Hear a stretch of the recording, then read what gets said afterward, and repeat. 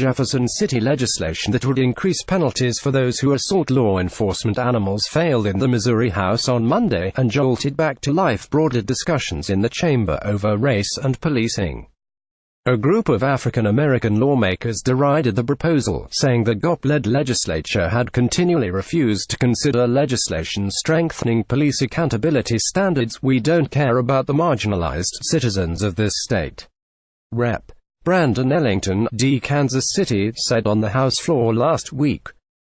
"We care more about four-legged canines than we do about people that walk with two legs."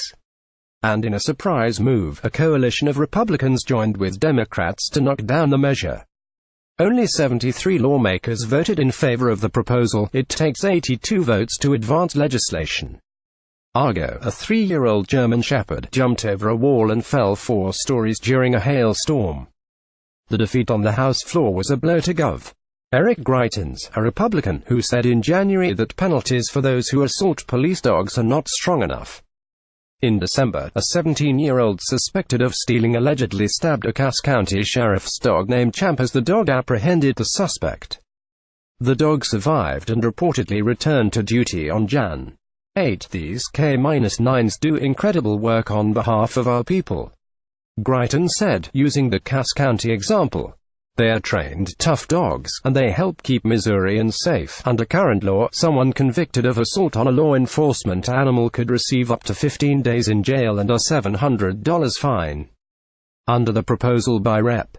Robert Cornejo, R. Street, Peters, the maximum punishment would be a year behind bars and a $2,000 fine. If the dog dies or is disabled, the person could receive a maximum sentence of 10 years in prison, up from the current maximum of 4 years. Cornejo said his only motivation was ensuring those who assault the dogs received a just punishment. "I'm just trying to increase the penalties," he said.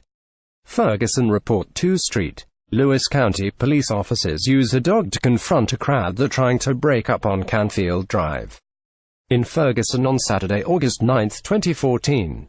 Earlier in the day, police had shot and killed 18-year-old Michael Brown on the street. Photo by David E. Carson, D. Carson at post-dispatch.com. David Carson. Opponents wondered about racial disparities in the use of police dogs, and who might be affected most under any revisions to the law. In a 2015 report on the Ferguson Police Department, the U.S. Department of Justice found that, in every canine bite incident for which racial information is available, the subject was African American.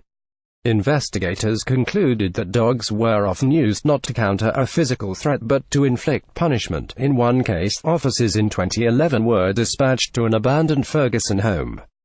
Though police characterized the situation as a likely burglary, Justice Department investigators characterized the scene as a trespassing by teenagers.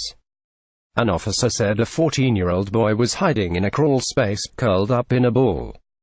The teenager did not show his hands, according to the officer, and refused to leave the crawl space despite warnings that the dog could be used.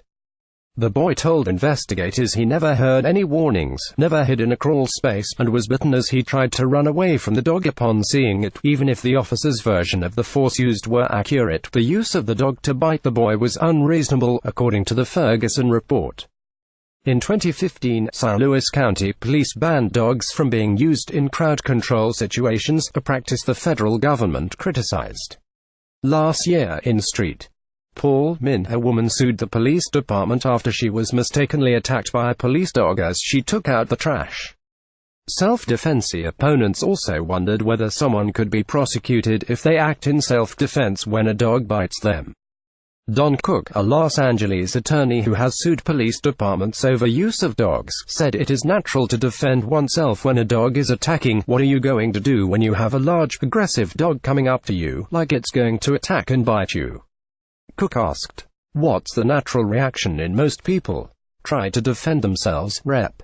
Shane Dogan, R. Baldwin, was one of the Republicans who did not back the measure, calling the penalties too harsh. Dogan resented the implication that opponents of the legislation anti-law enforcement, at a time when we need to be exploring ways to reduce prison rates and incarceration rates. Dogan said in an interview, "This bill takes us in the wrong direction. The legislation is House Bill 1649.